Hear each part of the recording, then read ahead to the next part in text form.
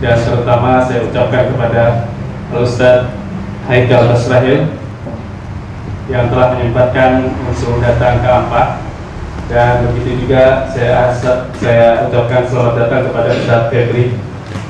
Ahlan wa sahlan bikum. Juga ada Ustaz Mardo. Ahlan wa sahlan. Kemudian juga ada Ustaz Mutakin yang sudah lama nggak ngisi di Ampah. Kemudian juga saya juga ada selamat datang kepada Ustaz Ahmad Somudi, walaupun beliau juga sebagai tuan rumah di sini, karena beliau juga mengisi di sini. Masya Allah, sudah berkumpul asatidah. Ini harusnya bisa daurah seminggu penuh. Ya, jadi sudah kumpul, nanti kita setiap malam satu itu saya full. Kemudian juga saya ucapkan ahlan wa sahlan bikum ikhwah-ikhwah dari Muara TW ya yang datang. Saya pengen melihat wajahnya, Masya Allah. Gimana ya? Karena saya tidak menemui secara langsung tadi. Kemudian juga saya dan ahlan wa sahlan kepada teman-teman di Tamiang Layang, dan tentu saja yang paling jauh teman-teman yang ikhwah dari Balangan ya rela naik sepeda motor untuk mengunjungi saudaranya.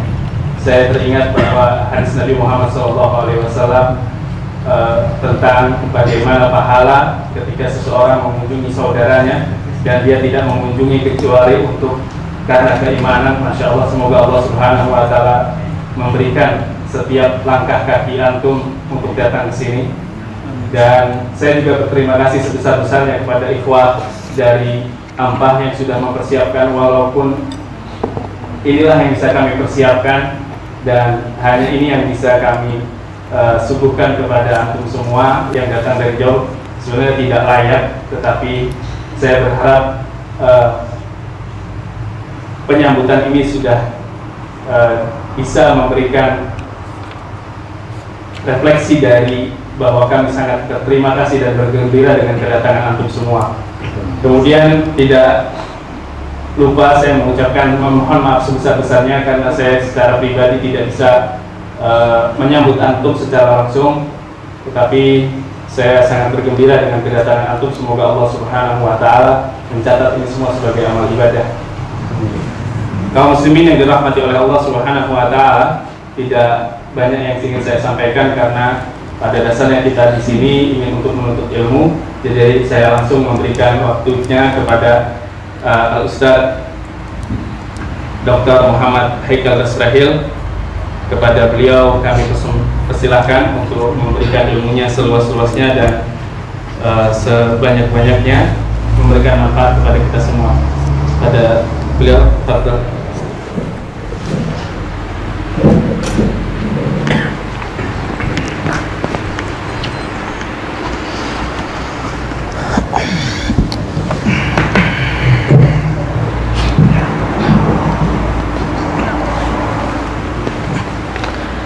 Assalamualaikum warahmatullahi wabarakatuh.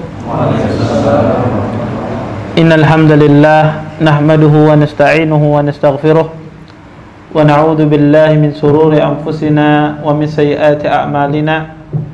May yahdihillahu fala mudhillalah wa may yudlil fala hadiyalah. Asyhadu an la ilaha illallah wahdahu la syarikalah wa asyhadu anna Muhammadan abduhu wa rasuluh. Fa inna asdaqal hadisi kitabullah wa khairul hadi hadi Muhammadin sallallahu alaihi wasallam wa syarrul umuri muhdatsatuha wa kullu muhdatsatin fid din bid'ah wa kullu bid'atin dhalalah wa kullu dhalalatin fin nar. Amma ba'd. Ikhwan dan hadirin yang dimuliakan oleh Allah Subhanahu wa taala, alhamdulillah pada malam hari ini kita dapat berjumpa di salah satu tempat yang sangat mulia ini. Mudah-mudahan pertemuan kita ini mendatangkan berkah di sisi Allah Subhanahu wa taala dan kita dapat mengambil manfaat dari apa yang akan disampaikan nantinya. Ikhwan dan hadirin yang dimuliakan oleh Allah Subhanahu wa taala, kajian kita pada malam ini kita akan membahas ya kaidah-kaidah penting di dalam tauhid rububiyah dan uluhiyah. Itu tema kita. Tetapi saya, ya, kalau seandainya ada waktu, saya akan berbicara tentang kaidah penting dalam tauhid rububiyah. Tapi kalau seandainya waktunya habis di dalam kaidah tauhid uluhiyah, maka saya akan cukupkan di kaidah tauhid uluhiyah. Ya. Sebelum saya masuk di dalam kaidah dalam tauhid uluhiyah, ini sebetulnya adalah ringkasan dari kitab tauhid. Ya, kitab tauhid yang tebal, ya, itu diringkas cuma sekitar 7 atau 8 kaidah. Ya. Kita belajar kitab tauhid punya Syekh Muhammad Abdul Wahab, ya. Kalau kita ingin ringkas kitab tauhid tersebut, maka dia akan bermuara pada 7 atau 8 kaidah penting di dalam tauhid uluhiyah. Ya. Tapi sebelum saya mulai, ya, masuk dalam kaidah-kaidah penting di dalam tauhid uluhiyah, saya ingin memberikan sedikit muqaddimah. Ya. Karena ada sebagian orang menganggap belajar tauhid, ya, itu adalah perkara yang tabu, perkara yang tidak penting. Bahkan ada sebagian orang, ini masalah sering diulang-ulang, ya. Yang penting tauhid saya sudah benar, saya sudah pernah mengaji, maka tidak perlu lagi permasalahan ini dibahas, atau ganti judul-judul yang lain. Kadang-kadang ada timbul perasaan semacam ini, merasa bosan belajar akidah, merasa bosan belajar tauhid, khususnya bagi orang yang sudah mengaji. Dan ini sebetulnya keliru. Kenapa? Pertama, para sahabat Nabi SAW, mereka sangat perhatian dalam perkara tauhid. Padahal mereka orang yang paling bertauhid di muka bumi ini. Makanya kata Ibnu Abi Mulaikah, adraktu salasina min ashabi Muhammadin sallallahu alaihi wasallam. Saya mendapati 30 dari sahabat Nabi SAW, dan semuanya takut pada diri mereka terhadap kesyirikan.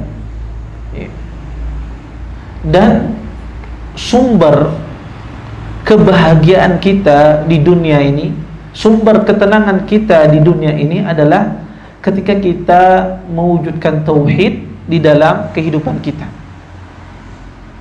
Makanya Allah Subhanahu wa taala berfirman di dalam Al-Qur'an, alladzina amanu wa lam yalbisu imanahum bidzulmin ulaika lahumul amnu wa hum muhtadun. Kata Allah Subhanahu wa taala, adapun orang-orang yang beriman dan dia tidak mencampurkan imannya dengan kezaliman, yaitu kesyirikan, ulaika lahumul amnu wa hum muhtadun, maka dia akan mendapatkan keamanan di dunia dan di akhirat. Orang yang hidupnya tidak tenang di dunia, orang yang hidupnya merasa ketakutan di dunia, itu salah satu faktor yang terbesarnya adalah akibat dia tidak mewujudkan tauhid di dalam kehidupannya. Akibat ada khalal, ada yang salah di dalam dia bertauhid kepada Allah Subhanahu wa taala. Dan orang kalau dicabut rasa aman di dalam dirinya, di dalam kehidupannya, maka tidak bahagia hidupnya. Tidak akan pernah bahagia hidupnya. Dan Nabi SAW menggambarkan seorang muslim yang hidupnya bahagia di dunia ini, yaitu ketika dia diberi rasa aman di dunia ini.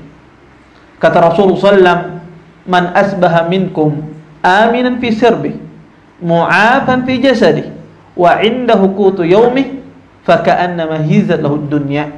Kata Nabi SAW, barang siapa di antara kalian merasa aman di pagi harinya, berada di tempat tinggalnya, berada di rumahnya, mu'afan fi jasadi, diberikan kesehatan pada tubuhnya, pada badannya, dan dia memiliki ada sesuatu yang untuk dimakan, seolah-olah dia memiliki dunia. Nabi di sini menggambarkan di dalam hadis ini orang yang memiliki rasa aman di dalam kehidupannya, kemudian diberikan kesehatan, ada sesuatu yang dimakan walaupun tidak banyak, maka dialah orang yang paling bahagia di dunia ini. Dan rasa aman ini tidak mungkin diwujudkan kecuali seseorang merealisasikan dalam tauhid di dalam kehidupannya. Rasa aman ini berbagai macam di dunia ini. Ya, ada orang, ya, merasa ketakutan, ya, ditagih utangnya, ya, tidak bisa membayar utangnya, takut apa yang dimakan di besok hari, kerjaan saya seperti apa, bisa nggak membayar sekolah SPP anak, dan banyak. Ada rasa ketakutan yang begitu banyak. Dan orang yang memiliki rasa ketakutan semacam ini akibat khalal, akibat kekeliruan. Ya, ada salah dia dalam mewujudkan tauhid di dalam kehidupannya. Kemudian kata Allah dalam ayat tadi, wahum muhtadun. Orang yang bertauhid, merealisasikan tauhid di dalam hidupnya, maka dia akan diberikan petunjuk oleh Allah Subhanahu wa taala. Allah bimbing kehidupan kita di dunia ini, Allah yang membimbingnya. Allah yang memberikan hidayah kepada kita. Kalau Allah sudah membimbing kita, tidak ada satu manusia pun yang bisa menyesatkan kita. Kalau Allah Subhanahu wa taala membimbing kita, sebesar apapun masalah yang kita hadapi, maka Allah akan berikan jalan keluar. Wa may yattaqillah yaj'al lahu makhraja. Barang siapa yang bertakwa kepada Allah, niscaya Allah Subhanahu wa taala berikan jalan keluar padanya. Dan subhanallah, bapak-bapak yang dimuliakan oleh Allah Subhanahu wa taala, kadang-kadang di dalam kehidupan rumah tangga kita, ya, kadang-kadang pertengkaran itu bisa terjadi, ya, akibat kita kurang, akibat ada yang salah di dalam perkara iman kita, di dalam perkara tauhid kita. Kadang-kadang muncul masalah tersebut di dalam rumah tangga kita, ya. Kalau kita pikirkan dengan akal kita, permasalahannya sepele. Terjadi pertengkaran antara seorang suami dengan istri, ya. Kalau kita pikirkan dalam otak kita, dengan akal kita, ini permasalahan yang sangat sepele. Tetapi subhanallah, akibat orang tersebut jauh dari tauhid, akibat orang tersebut tidak diberi petunjuk oleh Allah Subhanahu wa taala, masalah yang kecil menjadi masalah yang besar karena tidak diberi petunjuk oleh Allah Subhanahu wa taala untuk menyelesaikannya.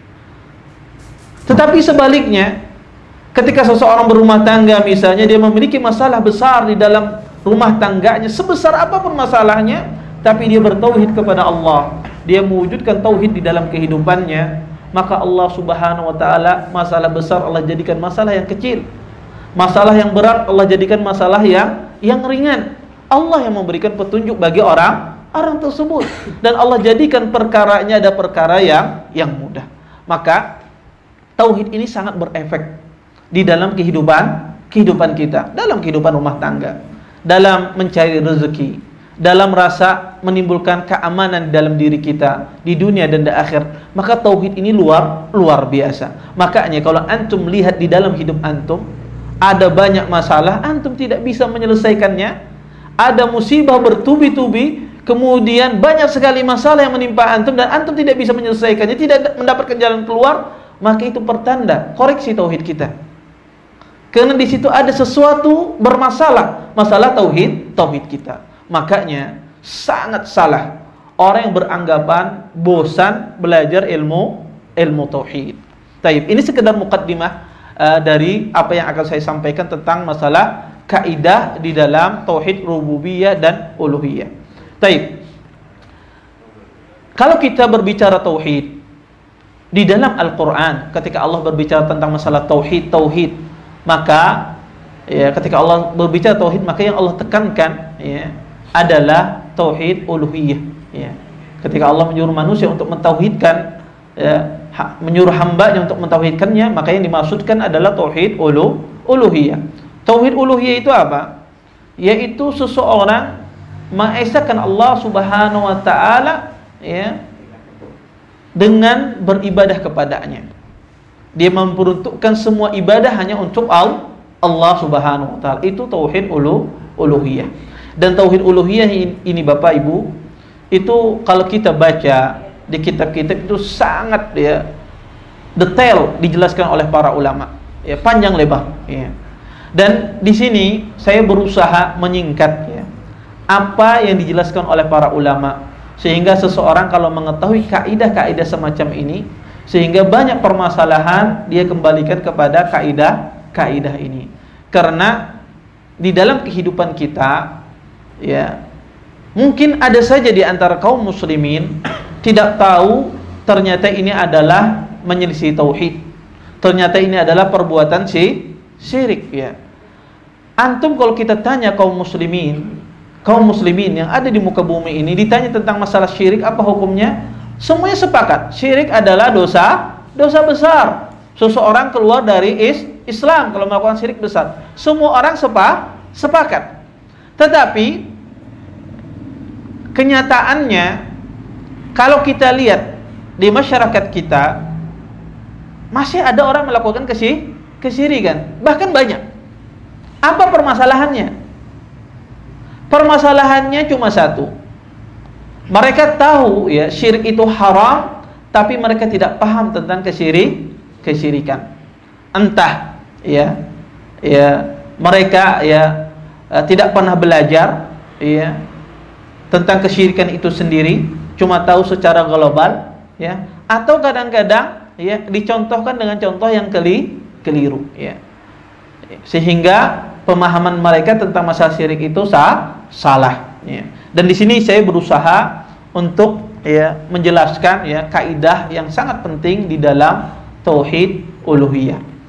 Di antara kaidah yang disebutkan oleh para ulama di dalam tauhid uluhiyah, ahlul ilm menyebutkan bahwasanya, kata mereka, al-ibadah hiyal ghayah min khalqi khalq.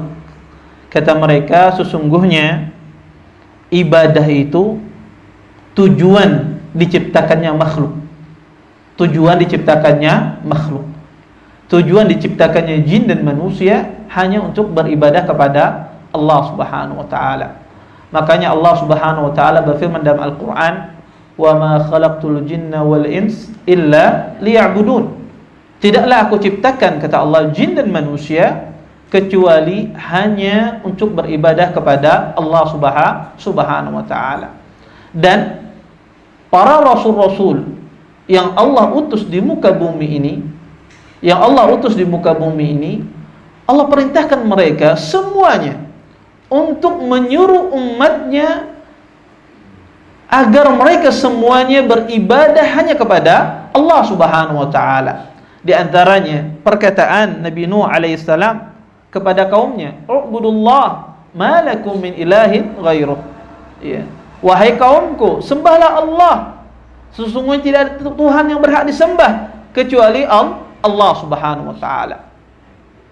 Kalau seorang muslim mengerti tujuan dia diciptakan di muka bumi ini hanya untuk beribadah kepada Allah Subhanahu wa taala, maka tidak ada lagi orang itu melakukan maksiat. Orang itu akan jauh dari perbuatan maksiat. Kalau seandainya dia sadar bahwasanya dia hidup di dunia ini hanya untuk beribadah kepada Allah Subhanahu wa taala.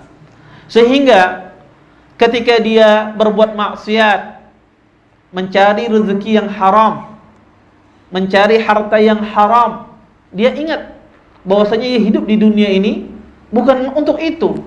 Dia hidup di dunia ini hanya untuk menyembah Allah Subhanahu wa taala. Bukan dia hidup di dunia ini diperbudak dengan harta. Bukan dia hidup di dunia ini untuk mengumpulkan harta sebanyak-banyaknya, tidak. Tetapi dia hidup di dunia ini hanya untuk mentauhidkan Allah Subhanahu wa taala. Maka jika ada orang di dunia ini terlena dengan harta dan tidak peduli lagi apa yang dia makan itu dari haram atau yang halal, maka orang ini sangat bermasalah di dalam tauhidnya.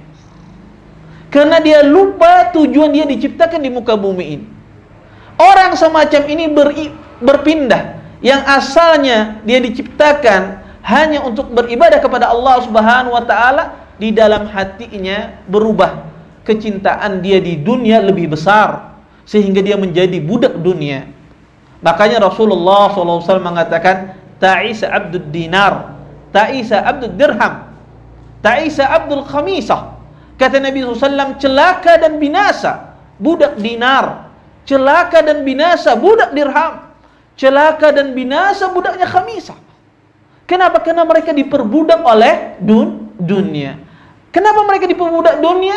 Dia lupa bahwasanya dia diciptakan di dunia ini hanya untuk beribadah kepada Allah Subhanahu wa taala. Makanya kalau kita buka buku tauhid, sering sekali ahlul ilm menekankan dengan kaidah ini.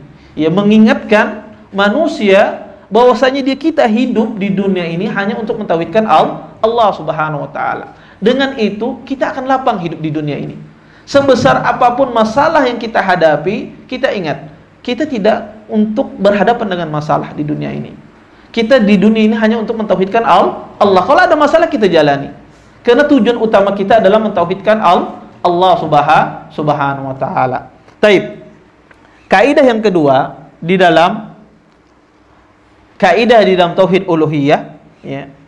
Para ulama mengatakan al-ibadah la takun illa bikamalil hub wa kamali al-khudu'.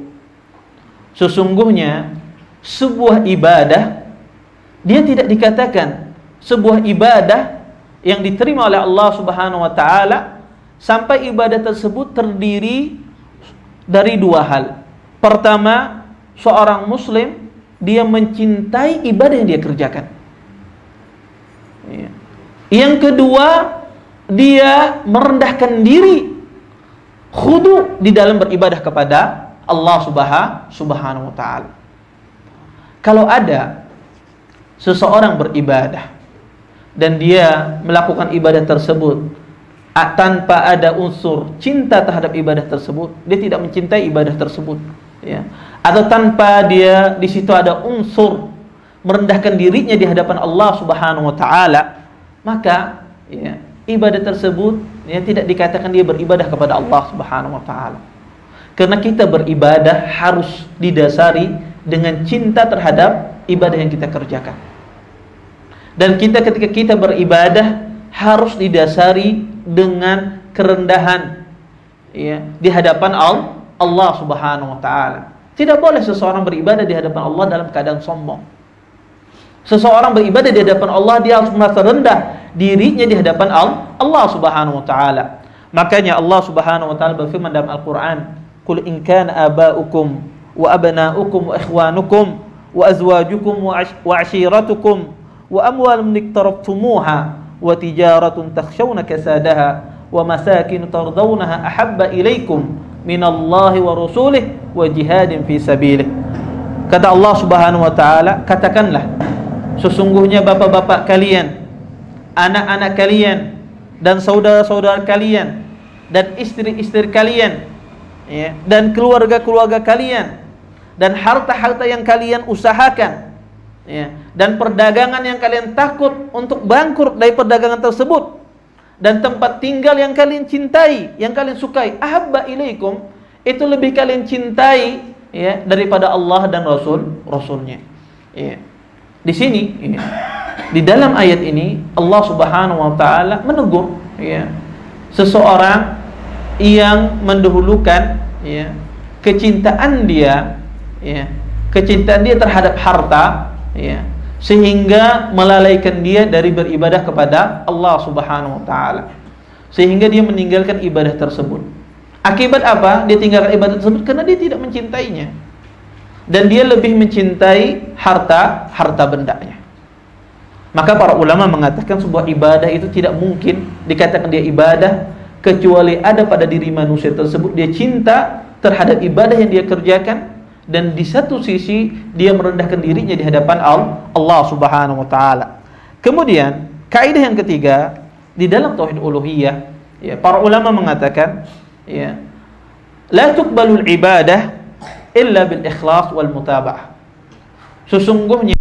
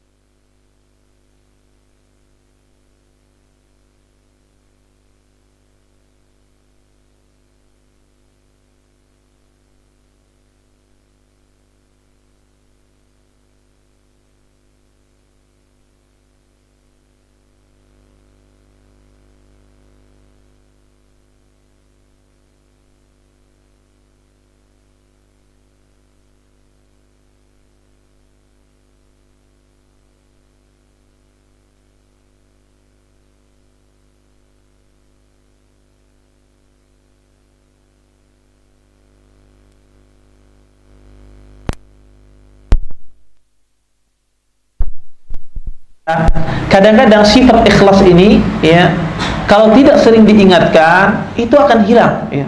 Orang tidak sadar lagi. Banyak orang beribadah, berbuat kebaikan, tetapi dia tidak sadar bahwasanya dia tidak ikhlas kepada Allah Subhanahu wa taala.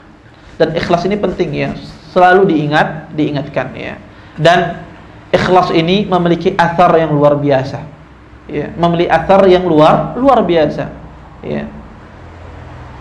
Orang yang melakukan ibadahnya kepada Allah Subhanahu wa taala dengan penuh keikhlasan, ya, maka Allah Subhanahu wa taala ya menjadikan ya orang tersebut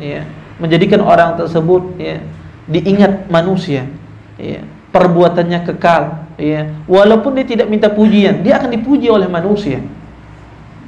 Walaupun dia tidak mencari pujian oleh manusia, manusia akan memujinya. Orang akan mengingatnya. Dan ini dicontohkan oleh Allah Subhanahu wa taala ya. Dan di dalam hadis Nabi SAW banyak sekali ya kejadian-kejadian semacam ini. Nabi SAW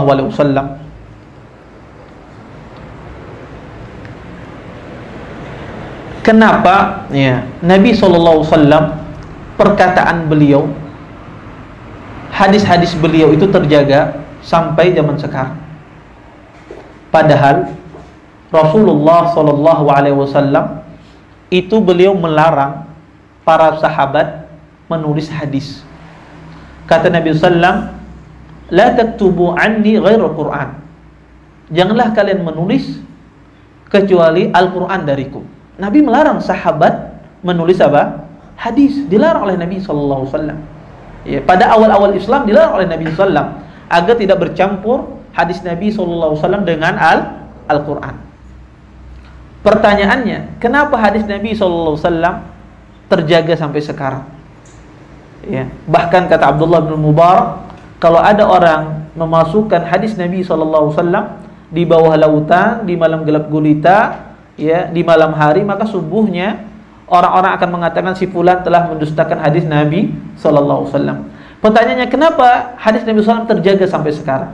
Jawabannya adalah Nabi orang yang paling ikhlas di muka bumi ini. Rasulullah SAW orang yang paling ikhlas di muka bumi ini, sehingga dijaga oleh Allah Subhanahu wa taala ya hadis-hadis beliau, dijaga oleh Allah Subhanahu wa taala perkataan beliau, karena beliau orang yang paling ikhlas di muka bumi ini. Ya. Karena ikhlas ini memiliki dampak yang luar biasa pada diri seseorang. Makanya kalau kita lihat biografi para imam-imam, saya kasih contoh Imam Ahmad bin Hanbal. Imam Ahmad itu beliau paling banyak diriwayatkan perkataan beliau dalam masalah fikih. Tidak ada perkataan imamnya yang diriwayatkan yang paling banyak di dalam masalah fikih kecuali Imam Ahmad bin Hanbal. Padahal ya, Imam Ahmad itu tidak pernah mengarang kitab fikih. Imam Ahmad tidak pernah mengarang kitab fikih. Yang pernah beliau mengarang adalah kitab ya, pernah suatu hari beliau sholat ya di belakang seorang imam, kemudian beliau melihat imam tersebut tidak bagus sholatnya, akhirnya kemudian beliau mengarang kitab yang berkaitan tentang masalah tata cara imamah ya. Cuma itu saja ya yang pernah beliau karang. Tetapi subhanallah, perkataan beliau tentang masalah fikih itu dinukil oleh semua orang. Bahkan di antara ulama mazhab yang paling banyak dinukil perkataan imamnya ada perkataan Imam Ahmad. Sehingga kadang-kadang satu masalah perkataan Imam Ahmad bisa menjadi 4 dan 5 dalam sebuah masalah. Ya. Kenapa? Karena Imam Ahmad bin Hanbal Imam Ahmad bin Hanbal rahimahullah ya, beliau adalah orang yang paling bertakwa kepada Allah Subhanahu wa taala ya. Ini menunjukkan keikhlasan beliau ya, dalam beliau mengajarkan umat, sehingga dijaga oleh Allah Subhanahu wa taala perkataan beliau. Padahal beliau melarang murid-muridnya untuk menulis atau membukukan fikih beliau. Dilarang oleh Imam Ahmad. Pernah suatu hari muridnya mengatakan, "Wahai Imam, karanglah untuk kami ini kitabul fikih." Kata Imam Ahmad apa? "Khudhu min haitsu ma akhadh." Kata beliau, ambillah fikih tersebut dari mana aku mengambil. Maksud beliau, ambil dari Al-Quran dan sunnah. Tidak perlu saya menulis kitabul fikih. Ya. Tetapi perkataan beliau paling banyak diriwayatkan dalam masalah fikih. Hal yang serupa juga terjadi pada Imam Malik. Hal serupa juga terjadi pada Imam Malik. Ya. Beliau memiliki kitab Muwatta, kitab Al-Muwatta. Ditanya oleh murid-murid beliau, "Wahai Imam, untuk apa engkau mengarang kitabul Muwatta?" Karena di Madinah ini banyak kitab-kitab Muwatta. Ada nama kitab Muwatta dan kitab Muwatta Imam Malik. Ada kitab Muwatta Ibnul Majisun. Ada kitab Muwatta Ibnu Abi Dhi'b. Banyak kitab-kitab Muwatta yang ada di kota Madinah. Dan kitab-kitab Muwatta mereka itu lebih banyak hadisnya daripada hadisnya Imam Malik. Kemudian apa kata Imam Malik? Maka lillahi baqin, kata beliau. Segala sesuatu yang diperuntukkan untuk Allah itu pasti akan kekal. Dan subhanallah benar. Sampai zaman sekarang kita tidak tahu kitabul Muwatta kecuali kitab Muwattanya Imam Malik. Ini menunjukkan ya ikhwan, ya, bagaimana ikhlas tersebut ya menjadikan ya perbuatan kita itu kekal. Menjadikan perbuatan kita tersebut diingat oleh orang. Ya, dan ini penting seorang muslim ya mempersiapkan dirinya apapun ya posisi dia, entah dia seorang dai, entah dia seorang ustadz, entah dia seorang, maka kita berusaha memperbaharui niat kita ya, berusaha untuk ikhlas di dalam semua amalan kita ya. Kemudian ya di dalam ya masalah ikhlas ya terjadi banyak kesalahpahaman sebagian orang dalam memahami masalah ikhlas di dalam khususnya dalam beribadah kepada Allah Subhanahu wa taala. Ada sebagian orang menganggap ikhlas di dalam beribadah kepada Allah Subhanahu wa taala itu tidak boleh mengharap pahala.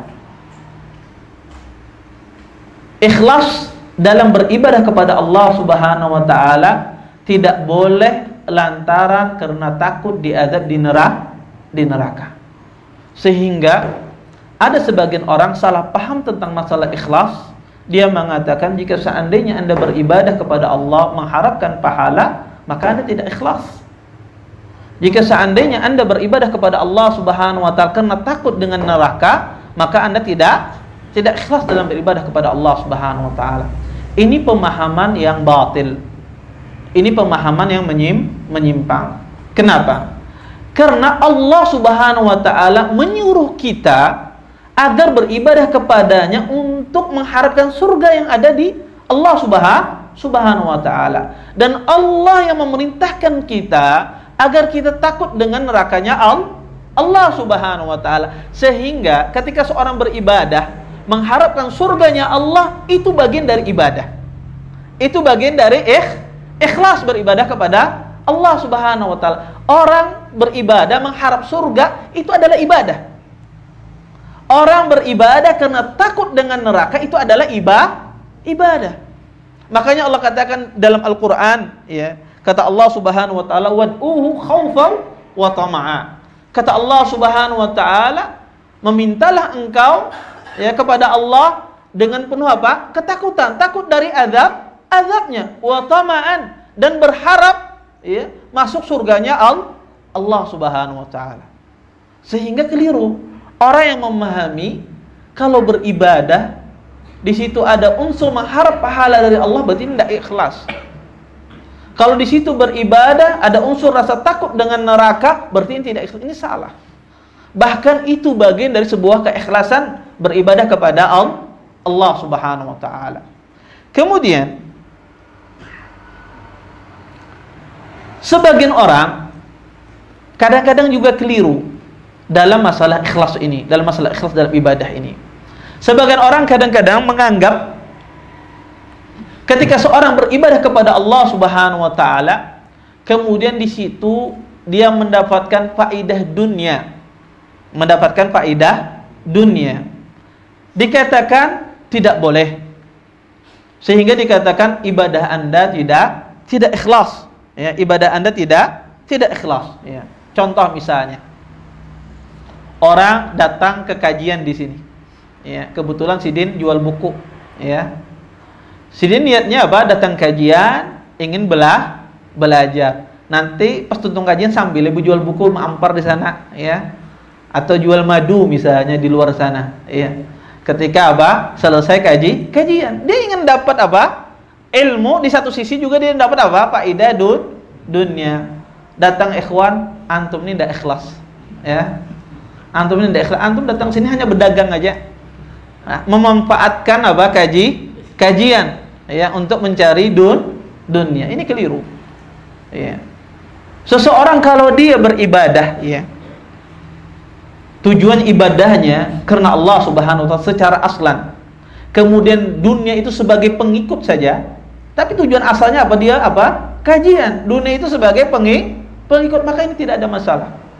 Kenapa? Karena Allah Subhanahu wa taala menjelaskan dalam Al-Qur'an, ya, kata Allah, "Wa may yattaqillah yaj'al lahu makhraja wa yarzuqhu min haitsu la yahtasib." Kata Allah Subhanahu wa taala, barang siapa yang bertakwa kepada Allah, Allah berikan dia jalan keluar. Dan apa setelah itu? Allah berikan rezeki dari arah yang dia tidak sangka.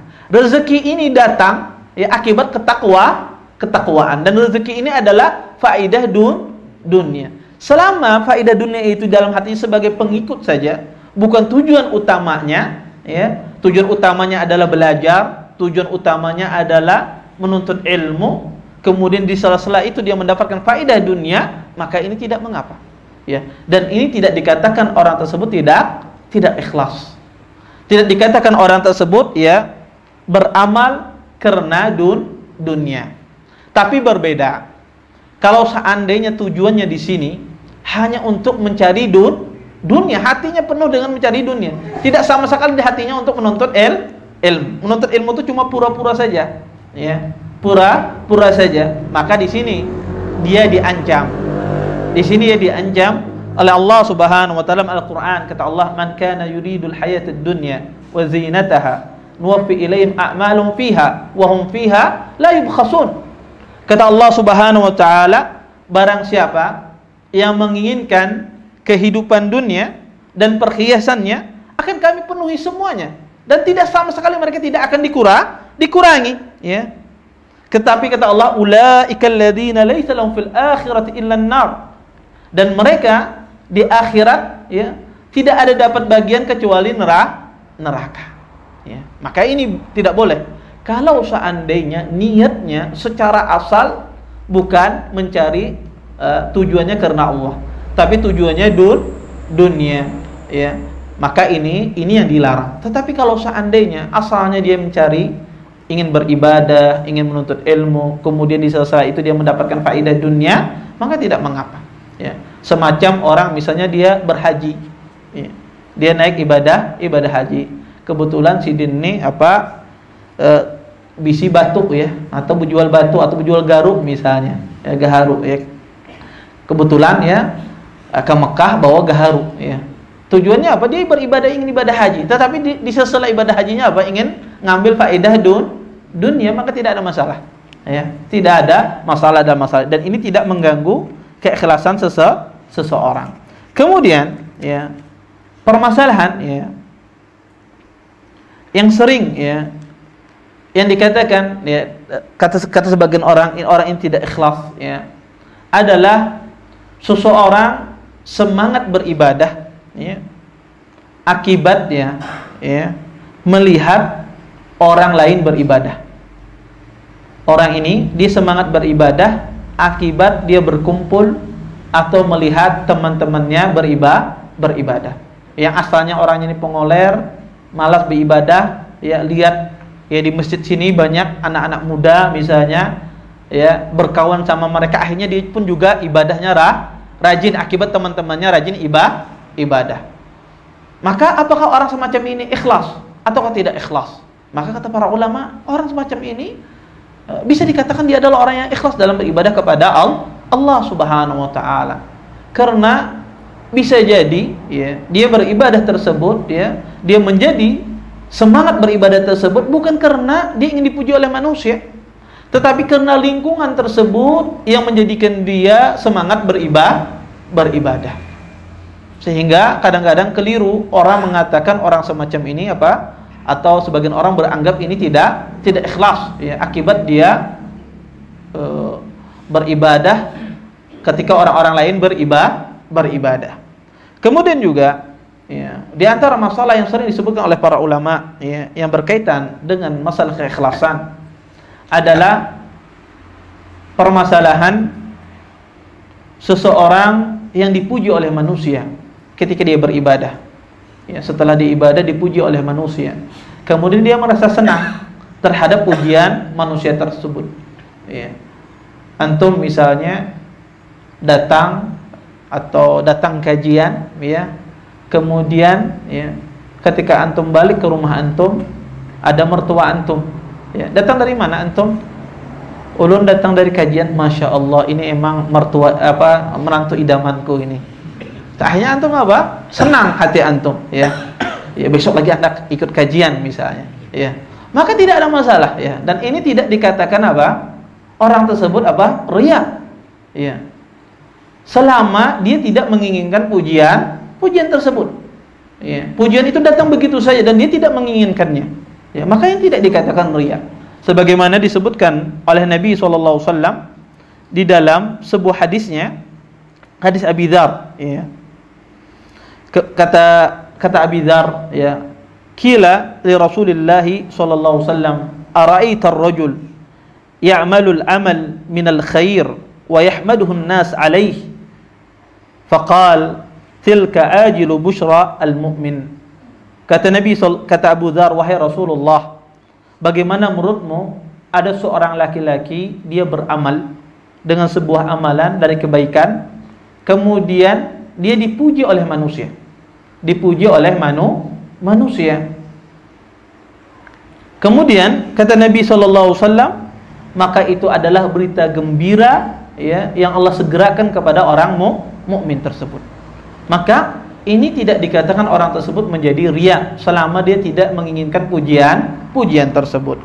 Kemudian juga permasalahan yang disinggung oleh para ulama yang sering berkaitan dengan masalah ikhlas ya, adalah seseorang suka menampakkan sesuatu yang dia miliki dari harta bendanya, dari perkara yang mubah. Ya.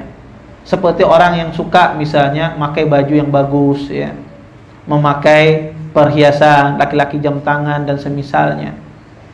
Apakah ini ya dikatakan orang tersebut riya atau dikatakan orang tersebut tidak ikhlas?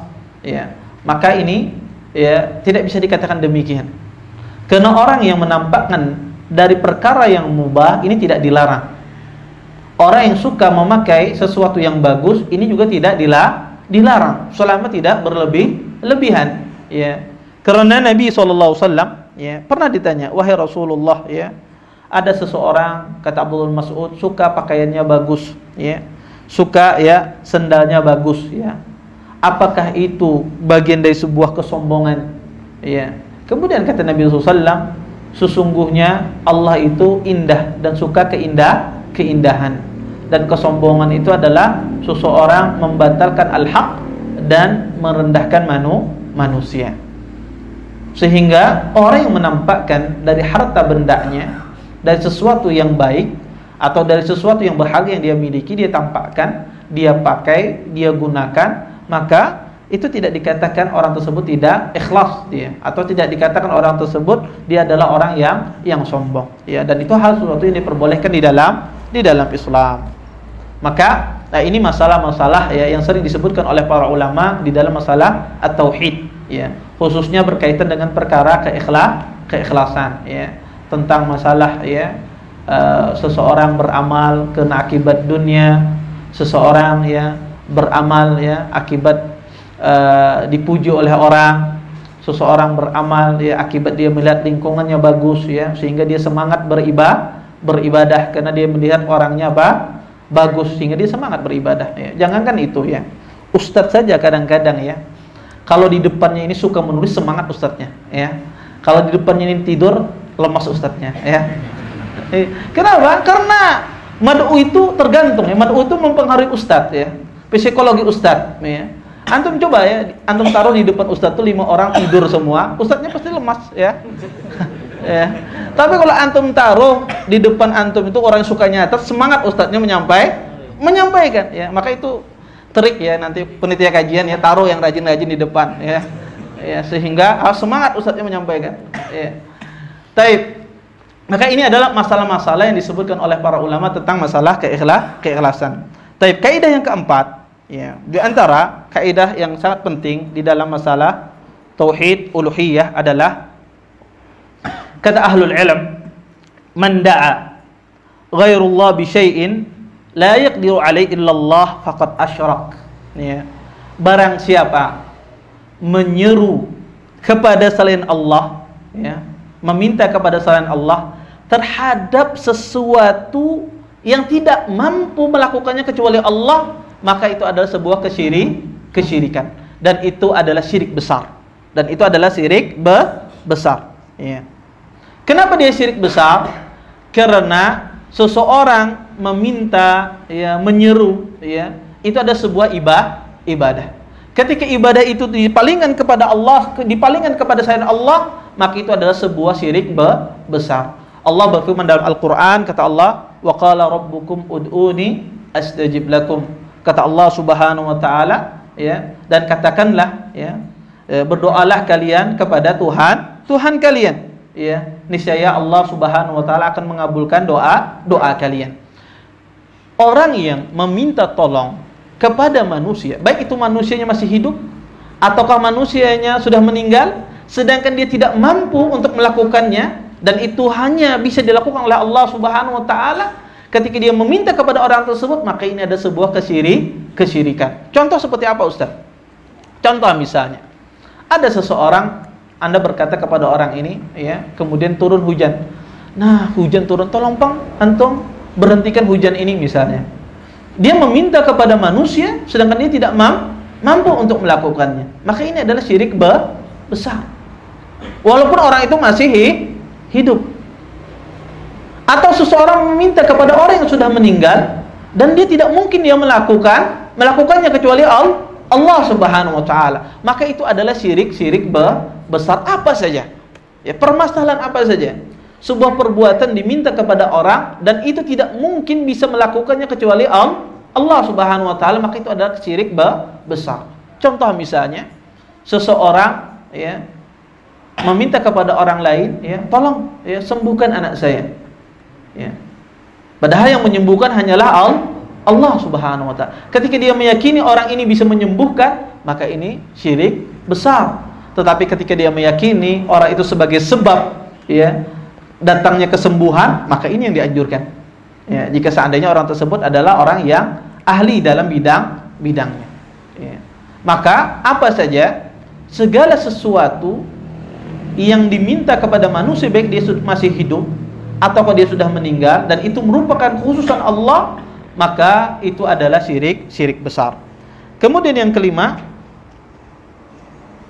di antara, ya, kaidah yang disebutkan oleh para ulama, ya, taswiyatu ghairillah billah fi syai'in min khasaisillah syirku akbar. Ya. Menyamakan Allah Subhanahu wa taala, menyamakan selain Allah dengan Allah pada sesuatu yang menjadi kekhususan Allah Subhanahu wa taala, maka itu adalah syirik besar. Ya. Seseorang, ya, menyamakan selain Allah, ya, dengan Allah pada sesuatu yang menjadi kekhususan Allah, maka itu syirik besar. Ya. Baik itu di dalam tauhid rububiyah, baik itu di dalam tauhid uluhiyah, baik itu di dalam tauhid asma was sifat. Misal di dalam tauhid rububiyah, seseorang mengatakan, ya, sesungguhnya fulan ini memberi saya rezeki. Dia menyamakan orang tersebut dengan Allah Subhanahu wa taala. Karena yang memberi rezeki itu hanyalah Allah Subhanahu wa taala. Fulan ini bisa menghidupkan orang. Ya. Maka ini adalah syirik besar. Kenapa? Karena menyamakan sesuatu selain Allah dengan Allah Subhanahu wa taala. Atau seseorang menyamakan manusia tersebut selain Allah dengan Allah pada tauhid uluhiyah. Seperti dia menyembelih diperuntukkan untuk selain Allah Subhanahu wa taala. Karena semua ibadah hanya diperuntukkan untuk Allah. Ketika sembelihan tersebut diperuntukkan kepada selain Allah, maka dia telah menyamakan orang tersebut dengan Allah Subhanahu wa taala. Maka ini adalah syirik besar, ya, syirik besar, ya. Makanya Allah Subhanahu wa taala berfirman dalam Al-Qur'an, "Wa minan nas may yattakhidhu min dunillahi andada yuhibbunahum kahubbillah." Kata Allah Subhanahu wa taala, di antara manusia ada yang menjadikan sesembahan selain Allah, ya, seruan selain Allah sebagai tandingan, ya. Mereka mencintainya sebagaimana mencintai Allah Subhanahu wa taala. Maka ini merupakan apa? Syirik besar. Kemudian di antara kaidah, ya, yang disebutkan oleh para ulama dalam tauhid uluhiyah, ya, taswiyatu ghairillah billahi fil lafzi faqat syirku asghar. Menyamakan selain Allah dengan Allah di dalam lafaz, di dalam perkataan, maka ini merupakan syirik kecil. Menyamakan, ya, sesuatu atau seseorang dengan Allah di dalam lafaznya, di dalam perkataannya, ya, maka ini syirik kecil. Maksudnya apa? Dia tidak bermaksud di dalam hatinya, ya, orang ini seperti Allah Subhanahu wa taala. Tetapi karena dia, ya, kejahilan dia, ya, atau, ya, karena kebiasaan manusia pada umumnya menyebutkan kata-kata demikian, maka dia ucapkan. Ya, contoh misalnya, seseorang mengatakan, ya, dengan berkat Allah dan berkat pian misalnya. Ya, dengan berkat Allah dan berkat pian misalnya. Ini kebiasaan orang, ya. Dia tidak bermaksud menyamakan orang ini dengan Allah Subhanahu wa taala. Tapi karena ini kebiasaan yang terjadi di kalangan manusia, ya, maka ini tidak boleh. Ini adalah syirik kecil. Ini syirik kecil. Atau seseorang mengatakan, kalau bukan Allah dan pian, ya, aku ini tadi sudah ditabrak mobil, Bang. Ya. Maka dia tidak bermaksud menyamakan orang ini dalam menyelamatkan dia. Ya. Tetapi karena ini kebiasaan dalam pembicaraan manusia, maka ini adalah syirik kecil. Ya. Atau seseorang bersumpah, ya, demi Allah dan demi fulan misalnya, maka ini juga syirik kecil, ya. Dan ini kata para ulama, ya, tidak sampai kepada syirik besar, ya. Dan ini pernah terjadi pada masa Nabi SAW. Ini azan kah? Sudah azan kah? Azan dulu kah apa gimana? Banyak bang lagi. Azan dulu, kita lanjutkan, ya. Coba, silakan azan.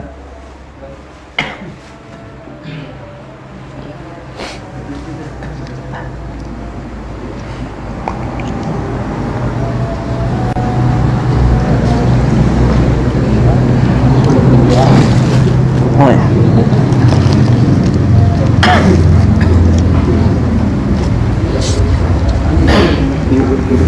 Hah? Ini untuk apa? Hadiah. Untuk tanya jawab? Iya, nanti dikasih soal.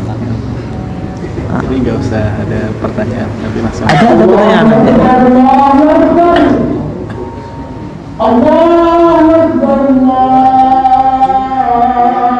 Akbar. Asyhadu an la ilaha illallah. Asyhadu an la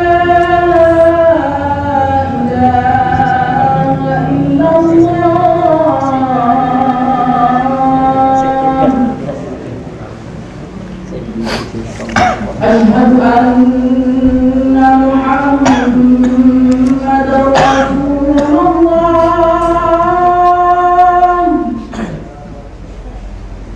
أشهد أن محمدًا رسول الله.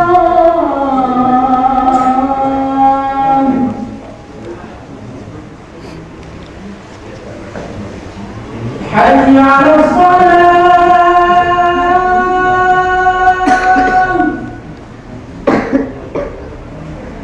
حي على الصلاة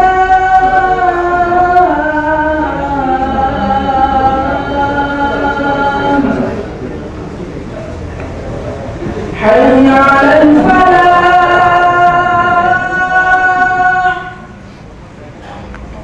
حي على الفلاح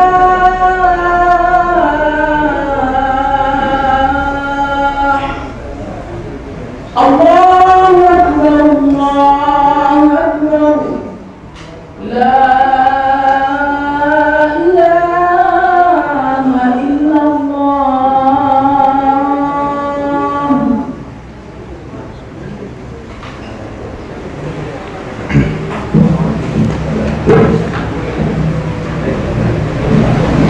Baik. Bapak-bapak yang dimuliakan oleh Allah Subhanahu wa taala, kita lanjutkan sedikit lagi ya. Pernah dulu ya ada seorang Yahudi datang kepada Nabi SAW. Ya, Yahudi ini ya mengatakan kepada Nabi SAW, sesungguhnya kalian melakukan kesyirikan ya, dalam perkataan kalian. Ya. Kata Yahudi ini, kalian mengatakan Masya Allah wa syi'ta ya, wa taquluna wal Ka'bah ya. Sesungguhnya kalian seorang muslim melakukan kesyirikan, kata orang Yahudi ini. Kalian mengatakan kehendak Allah dan kehendaknya kamu ya. Dan kalian mengatakan wal Ka'bah, demi Ka'bah ya. Kemudian ya, fa amarahum Nabi SAW idza aradu ay yahlifu ay yaqulu wa rabbil Ka'bah wa ay yaqulu masya Allah summa ay yaqulu masya Allah summa syi'ta ya. Kemudian kata rawi dalam hadis ini, maka Nabi SAW pun pada saat itu menyuruh para sahabat-sahabatnya ketika mereka bersumpah, mereka mengatakan warabbil Ka'bah, demi Tuhan Ka'bah, bukan demi Ka'bah. Kemudian Nabi menyuruh kepada para sahabatnya untuk mengatakan Masya Allah summa syi'ta, kehendak Allah kemudian kehendak engkau. Karena kata kemudian itu tidak berarti apa? Sama, berbeda antara kehendak kamu dan kehendak fulan, itu menyamakan sesuatu walaupun dia tidak maksud di dalam hatinya, cuma dari segi pembicaraan itu maknanya sama. Maka inilah yang dikatakan syirik kecil ya, dan ini dilarang oleh Nabi SAW. Taib. Kaidah berikutnya ya, ada dua kaidah lagi ya. Dikatakan oleh para ulama di antara kaidah di dalam tauhid uluhiyah, a'malul qulub la takunu syirkan illa idza iqtaranat bil khudu'i wat ta'zim ya. Sesungguhnya amalan hati tidak menjadi syirik kecuali amalan hati tersebut diiringi dengan sifat pengagungan terhadap sesuatu dan merendahkan diri pada sesuatu tersebut ya. Kita tahu Bapak Ibu, amalan hati itu banyak. Di antaranya takut, itu amalan hati. Cinta itu amalan hati ya. Kemudian berharap itu amalan hati. Maka seseorang jika seandainya di dalam hatinya takut pada sesuatu, ada lihat pohon ya ganang bergoyang ya, kemudian dia takut ya lewat di pohon tersebut ya. Kalau seandainya saya lewat ini, saya kena musibah ya. Saya kalau seandainya lewat ini, saya terkena apa? Hal-hal yang tidak mengenakan. Maka ini merupakan kesyirikan. Ini merupakan sebuah kesyirikan. Kenapa? Karena orang tidak boleh ya takut terhadap sesuatu yang mana takut tersebut ya menjadikan pengagungan pada benda tersebut, sehingga dia keramati dan semisal. Maka ini tidak boleh. Ya. Apakah kita tidak boleh takut Ustadz di dalam beragama? Apakah orang tauhid ini tidak pernah takut Ustadz? Orang tauhid ini juga banyak takutnya ya. Karena takut itu macam-macam ya. Ada takut yang dikatakan khaufus syirki, takut syirik ya, yaitu dia mentakzim, mengagungkan sesuatu ya, karena dia takut akhirnya dia agungkan sesuatu tersebut. Ini syirik. Ada khauf itu yang diperbolehkan ya. Dan itu khauf tabi'i ya. Tabiat ya, manusia ya, tabiat manusia. Kalau hendak diterumpak mobil takutan, maka itu tidak ada masalah ya. ya, melihat singa takutan sidin lari, ya, maka itu takut tobi, ya. Kalau ada orang mengatakan, ya, kada boleh lari, ipin kada bertauhid misalnya, Tarzan aja bete, ya, maka ya itu khauf tabi'i namanya, ya. Khauf yang dilarang itu adalah takut yang dilarang itu adalah takut yang menumbuhkan pengagungan pada sesuatu, ya, atau merendahkan diri kita pada sesuatu tersebut sehingga membungkukkan ketika lewat benda tersebut, ya, menghambakan dirinya pada benda tersebut. Maka ini adalah amalan hati, dia bisa menjadi syirik ketika apa diiringi dengan rasa pengagungan. Kalau seandainya tidak diiringi dengan rasa pengagungan, maka tidak mengapa, tidak termasuk dalam kesyirikan. Taib. Terakhir, ya, di antara kaidah yang disebutkan oleh para ulama di dalam tauhid uluhiyah ini, ya, barang siapa man ittakhadha sababan lam yasbut bisyar'i wala bitajribah faqad asyraka syirkan asghar. Barang siapa yang menjadikan sesuatu sebab yang mana sebab ini tidak terbukti, tidak disebutkan di dalam syariat, di dalam nas, baik itu Al-Quran dan hadis Nabi SAW, dan juga tidak terbukti secara tajribah, ya, secara kebiasaan manusia tidak terbukti, maka ini merupakan syirik kecil. Ini merupakan syirik kecil. Maksudnya apa, Ustaz? Di dalam agama Islam kita itu dilarang melakukan sesuatu yang bisa menghantarkan kepada kesyirikan. Di antara sesuatu yang bisa menghantarkan kepada kesyirikan adalah menjadikan sesuatu hal sebagai sebab, entah itu sebab kesembuhan dan semisalnya, padahal Allah Subhanahu wa taala tidak menjadikan hal tersebut sebagai sebab kesembuhan. Ya. Contoh misalnya, di antara sebab kesembuhan yang disebutkan di dalam Al-Quran adalah dengan cara diruqyah. Orang kalau sakit, ya dia diruqyah. Maka ini sebab syar'i, cara syar'i, dan ini disebutkan dalam Al-Quran. Atau orang yang terkena sihir misalnya, maka diberikan makan kurma ajwa 7 butir. Maka ini sebab syar'i disebutkan dalam hadis Nabi SAW. Hal ini jika dilakukan maka ini boleh, karena ini disebutkan di dalam Al-Quran dan hadis Nabi SAW. Kemudian ada sebab kesembuhan itu terbukti, ya, secara ilmu, ya, atau terbukti secara kebiasaan manusia, ya. Contoh misalnya, ya, orang yang sakit misalnya dikasih, ya, obat ini misalnya, ramuan jamu tradisional misalnya, dikasih jamu sigarnya, kalau loyo dikasih jamu ini sigar, dan ini terbukti kebiasaan manusia, walaupun tidak terbukti secara ilmu kedokteran, tapi terbukti pada kebiasaan manusia, maka ini tidak syirik, ya. Atau terbukti karena pada itu ada sebuah keharusan. Orang yang haus diberi minum hilang hausnya. Orang yang lapar diberi makan dia hilang laparnya. Kata para ulama, segala sesuatu baik itu terbukti secara syar'i atau secara tajribah, ya, pengalaman berdasarkan, ya, pengalaman di masyarakat terbukti, maka itu bukan merupakan sebuah kesyirikan. Tetapi jika seandainya sesuatu itu tidak terbukti secara syar'i dan tidak terbukti secara tajribah, maka itu adalah sebuah syirik kecil. Contoh misalnya, seseorang memakai gelang. Ini gelang ini kalau dipakai, ya, antum berkurus, ya, asalnya lamak turun badannya 5 kilo, ya, yang penting jangan makan aja sebulan, ya. Tetap, ya. Dia mengatakan gelang ini apa? Sebab kesembuhan. Padahal tidak terbukti secara syar'i, tidak terbukti secara tajribah, tidak terbukti, maka ini merupakan syirik kecil. Maka apa saja, tidak hanya berkaitan dengan masalah kesembuhan, apa saja kita menjadikan sebuah sebab yang mana Allah tidak menjadikan ini sebab. Allah tidak menjadikan ini sebab, maka itu adalah syirik kecil. Dan ini adalah syirik kecil, dan ini biasanya terjadi pada dunia pengobatan, ya, terjadi pada dunia pengobatan kebanyakan, ya. Dan ini dilarang oleh Nabi SAW, karena Nabi SAW pernah bersabda, innar ruqa wat tamaim wat tiwala syirk.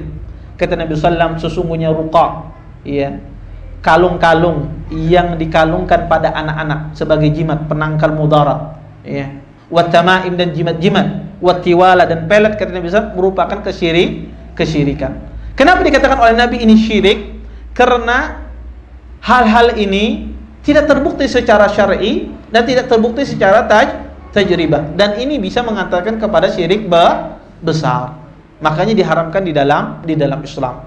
Maka segala sesuatu yang tidak dijadikan sebab, segala sesuatu yang tidak dijadikan sebab di dalam Islam, kita jadikan sebab, maka itu merupakan syirik kecil. Wallahu a'lam. Mungkin ini saja yang dapat ulun sampaikan, mudah-mudahan bermanfaat ya. Insyaallah tauhid rububiyah nanti mungkin pada pertemuan berikutnya insyaallah kalau lain waktu ya kita sebutkan kaidah-kaidah di dalam tauhid rububiyah. Taib, sebelum ulun tutup ya, kalau pian ada bertanya silahkan. Kalau ada pertanyaan silahkan. Taib. Sebelum pian bertanya, ulun bertanya dulu. Taib, ini ada hadiah ya. Ini ada hadiah dari panitia ini. Iya. Siapa yang bisa jawab angkat tangan? Ya, yang angkat tangan dulu. Taib. Taib. Pian lah ulun takuni kira pian bertakun. Hah? Cuma kaidah nomor 3 tadi kan ikhlas dengan mutaba'ah. Yang mutaba'ah kayaknya belum disinggung, baru ikhlas saja. Iya, baik. Sengaja nggak menyinggung bab mutaba'ah ya, karena mengikuti sunnah Nabi SAW ya, karena di sini orangnya sudah ya mengenal sunnah dan semacamnya. Karena sehingga saya tidak panjang lebar tadi tentang masalah mutaba'ah ya. Mutaba'ah ya, maksud mutaba'ah itu adalah mengikuti Nabi SAW ya. Maka kita tidak boleh beribadah kecuali atas dasarnya, baik itu dari Quran dan hadis Nabi SAW. Karena asal ibadah itu adalah haram. Asal ibadah itu adalah haram ya. Karena Nabi SAW bersabda, man amila amalan laisa alaihi amruna fahuwa raddun. Barang siapa yang beramal sebuah amalan yang tidak ada pada dari kami, maka itu tertolak. Maka sebuah ibadah ya, apa saja ibadah tersebut, maka dia harus berdasarkan dalil. Maka antum jangan malu-malu bertanya kepada ustaz. Ketika ustaz itu menyebutkan sebuah hukum, sebuah masalah, tanya dalilnya. Ustaz, dalilnya apa? Ya, itu haknya seorang apa? Penanya, haknya seorang belajar. Dia meminta dalil. Ya, kalau ustadznya menjawab cari sorongan ya misalnya. Ya, maka ada boleh ya. Ya. Maka haknya seorang yang diajari untuk meminta dalil ya, dan harus kayak gitu ya. Harus meminta dalil kalau kita tidak tahu ya. Dan asal ibadah itu adalah haram sampai datang dalil. Dan kita beribadah harus sesuai dengan apa yang dicontohkan oleh Nabi SAW, baik dari jenis ibadahnya, sifatnya, waktunya. Maka itu harus sesuai dengan apa yang dicontohkan oleh Rasulullah SAW. Taib. Ini siapa yang bisa jawab? Ya. Taib. Untuk apa diciptakan manusia? Masya Allah. Belakang. Ini pertanyaannya gampang-gampang. Hah? Masya Allah. Fadal. Ta'al. Ini yang paling ganal. Makasih. Hah? Taib. Taib. Nah, adakah yang ngangkat tangan? Pertanyaannya gampang. Adakah yang ngangkat tangan? Ah, Taib. Ada yang ngangkat tangan? Taib. Sebutkan satu kaidah saja yang saya disebutkan tadi. Satu kaidah. Taib. Beliau duluan. Taib. Ah? Kenapa? Buat lihat catatan. Sebutkan 5 dalil. Taib, sebutkan. Yang pertama, sesungguhnya ibadah itu merupakan tujuan diciptakannya makhluk, dan para rasul-rasul diutus di bumi untuk menyampaikan. Iya, cukup. Masya Allah, fadal. Kenapa ini catatan yang halus dikasih? Taib. Iya, apa sih fungsi kita belajar tauhid untuk apa? Ya. Ya, keutamaan belajar tauhid itu apa? Tadi saya sebutkan di awal muqaddimah. Fadhal. Untuk membedakan syirik, untuk mengesahkan Allah. Tapi kata Bapak, kalau jadi guru 99 nilainya kata Bapak. Fadhal. Baju kah buku kah? Hah? Baju aja, Masya Allah. Sidin lebih memilih dunia daripada ilmu. Tapi kata Bapak ini, kata syirik ini. Ya. Taib. Baik.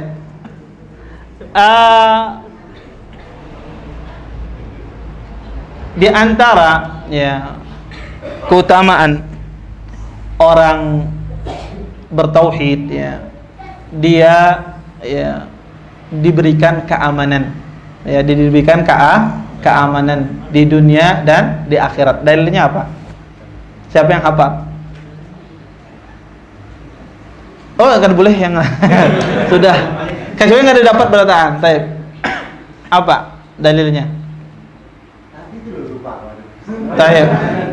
Taib. Taib. Juga disebutkan bahwasanya juga disebutkan ya di antara dalil ya bahwasanya orang bertauhid itu juga diberikan jalan keluar ya karena dia bertakwa kepada Allah Subhanahu wa taala. Dalilnya apa? Silakan, Pak. Enggak.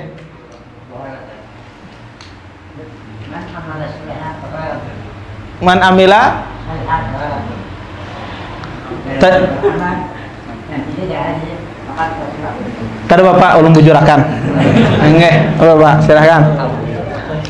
Wa may yattaqillaha yaj'al lahu makhraja. Taib. Taib. Taib. Sebutkan kaidah tadi, kita menyebutkan banyak kaidah. Sebutkan kaidah yang selain disebutkan tadi. Fadhal. Anda tuh kada kamu melihat sebelah sini. Jadi fokus sebelah sini enggak sebelah kiri. Hah? Terserah yang sudah selain disebutkan tadi. Siapa yang menyeru pada selain Allah, minta pada selain Allah terhadap sesuatu yang hanya Allah yang mampu melakukannya, maka itu adalah syirik. Kirikan masyaallah. Baik. Sebelah sini, ya. Sebutkan kaidah yang lain. Fadhal. Ibadah tidak mungkin merawat dan ikhlas mutabaah. Kerja ikhlas mutabaah. Fadhal, masyaallah. Baik. Baik, antum ada yang bertanya? Silakan kalau ada yang mau bertanya. Baik, silakan. Barakallahu fikum. Assalamualaikum. Ini saya kan pertanyaan. Ana pernah mendengar di televisi bahwa ada salah ucapan ya, dia mengatakan bahwa ketika dia katakanlah mengatakan kepada orang-orang yang suka mengatakan bid'ah, gitu kan? Dia mengatakan Allah itu justru maha bid'ah katanya, gitu lah kan? Nah, dari itu bagi samawati wal ardi seterusnya. Kemudian yang baru-baru ini kita mendengar ada orang mengatakan bahwa ya Allah itu bukan orang Arab. Jadi bagaimana Ahlus Sunnah melihat ucapan-ucapan demikian, Ustaz? Ya. Nah, barakallahu. Ya, jazakumullah khair atas pertanyaannya. Pertama, Ahlus Sunnah wal Jamaah tidak boleh mensifati Allah yang mana Allah tidak mensifati dirinya. Ketika Allah Subhanahu wa taala tidak mensifati dirinya ya dengan perkataan sesuatu, tidak boleh kita sifati Allah. Ya. Karena Allah tidak mensifati dirinya. Karena mensifati Allah itu harus sesuai dengan Al-Qur'an dan hadis Nabi SAW. Maka sehingga seseorang ketika mensifati Allah bahwasanya Allah itu maha bid'ah dan semisalnya, berarti dia mensifati Allah. Sedangkan Allah tidak mensifati dirinya dengan demikian, dan ini tidak boleh. Ya, karena Ahlus Sunnah mensifati Allah sesuai dengan apa yang Allah sifatkan dirinya di dalam Al-Qur'an dan hadis Nabi SAW. Sama seperti kita mensifati Allah dengan perkataan-perkataan yang demikian tadi yang disebutkan, maka tidak boleh. Ya, bedakan antara mensifati dan bentuk memberitakan. Ya, ini harus dibedakan dua masalah. Ya. Kalau dia membedakan masalahnya, dia mengatakan bahwasanya Allah tidak mungkin mentelantarkan hambanya. Dia tidak mensifati Allah, ya, tapi dia memberitakan. Maka beda antara orang yang memberitakan dengan orang yang mensifati Allah Subhanahu wa taala. Kalau orang yang memberitakan, selama berita tersebut tidak bertentangan dengan Al-Qur'an dan Sunnah, sesuai dengan dalil, maka tidak ada masalah. Allah tidak akan mentelantarkan hambanya yang bertakwa misalnya. Maka itu betul. Karena Allah tidak akan menyia-nyiakan hambanya. Tetapi ketika dia mensifati Allah Subhanahu wa taala dengan sesuatu yang Allah tidak mensifati dirinya, maka ini tidak boleh. Maka Ahlus Sunnah ketika melihat demikian, maka mereka akan berkata, apa perkataan Anda? Apa maksud Anda? Ahlus Sunnah akan yastafsil, meminta perincian ketika orang mensifati Allah dengan yang Allah tidak sifati. Pertama itu tidak boleh. Kemudian yang kedua adalah kita akan bertanya apa maksud dia. Kalau seandainya maksudnya adalah sesuatu yang benar, pemahamannya di bawah yang benar, maka tidak mengapa, tapi tidak boleh disifati. ya. Tetapi ketika maksudnya ada perkara yang batil, maka kita jelaskan ini keliru. Wallahu a'lam. Taib. Ada lagi? Silakan. Di dalam Al-Quran Allah pernah berfirman, apabila engkau beristighfar padaku maka akan kuturunkan hujan dari langit, misalnya gitu. Ya. Nah, bagaimana kalau kita beristighfar namun misalnya hati kita mengharapkan kebaikan dari Allah, dan misalnya semoga turun hujan dari langit atau dari langit itu. Ya. Sebagaimana saya sebutkan tadi, ya, tentang masalah seseorang beramal, ya, beramal amal soleh, kemudian dia ingin mendapatkan faidah dunia, selama faidah dunia itu tabaan sebagai penyerta saja, bukan asalnya. Hatinya ingin beristighfar, tetapi di sela-sela itu dia juga ingin mendapatkan faidah dari dunia, maka tidak mengapa. Ini tidak mengapa, ya. Dalilnya apa? Banyak sekali. Di antara hadis Nabi SAW, kata Nabi SAW, as-siwaku mutahharatun lil fammi wa mardatun lirrabb. Kata Nabi SAW, siwak itu adalah mensucikan mulut, ya, mensucikan mulut, membersihkan mulut. Wa mardatun lirrabb, mendapatkan keridhaan di sisi Allah Subhanahu wa taala. Di sini Nabi menyebutkan dua faedah siwak. Satu, mendapatkan keridhaan Allah, yang dua, mendapatkan faedah apa? Dunia. Ya apa? Bersih mulutnya. Ini faedah dari sisi dunia, sisi kesehatan. Makanya tidak mengapa selama faedah dunia itu sebagai penyerta saja, bukan tujuan asal. Kalau seandainya dalam hatinya ingin dunia tujuan asalnya, maka ini tidak boleh. Ya, tapi kalau itu sebagai penyerta, maka tidak mengapa. Ya, semacam orang puasa, dia ingin puasa sambil sehat. Ya, dia niat puasa sambil niat untuk sehat, mengurangi kolesterol, apa makan semacam itu. Dia niatnya puasa, tapi dari sisi lain juga ingin apa? Mengambil kesehatan, dari sisi kesehatan. Maka tidak mengapa. Selama tujuan utamanya adalah beribadah, kemudian di situ dia mengambil manfaat duniawi. Makanya tidak masalah. Wallahu a'lam. Taib. Ada lagi yang lain? Taib. Ya, saya kira cukup ya. Ya, saya kira cukup ini. Kita tutup dengan doa kafatul majlis. Subhanakallahumma bihamdika asyhadu an la ilaha illa anta astaghfiruka wa atubu ilaik. Assalamualaikum warahmatullahi wabarakatuh.